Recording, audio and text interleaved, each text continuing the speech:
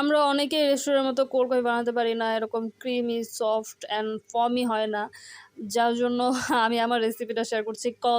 আমি যখনই কফি বানাই, যখনই কোল্ড কফি বানাই, তখনই একদম পারফেক্ট হয়। আমার রেস্টুরেন্ট থেকে কিনেও খেতে হয় না। বাসায় আমি বানাতে পারি। আমার ব্লেন্ডারে আমি কফি বানাই। সো এটা উইয়ার্ড আপনাদের কাছে মনে হলে আমার কিছু করার নাই। বিভিন্ন অনেক অনেক অধিকাংশ রেস্টুরেন্টে ব্লেন্ডারে কফি বানানো হয়। তো ব্লেন্ডারে আপনি কিছু পরিমাণে কফি দিবেন, কিছুটা পানি অবশ্যই দিতে হবে। পানি দিবেন অ্যান্ড হচ্ছে গিয়ে গুঁড়ো দুধ, আপনি লিকুইড দুধ দিতেও পারেন। অ্যান্ড চিনি তো মাস্ট এখানে দিতেই হবে। ব্লেন্ডারে আপনাকে চিনি দিতে হবে, কারণ ব্লেন্ডারে চিনিটা গলাতে হবে আপনাকে ব্লেন্ড করে। না হলে আপনার কফি রেস্টুরেন্টের মতো ফমি হবে না।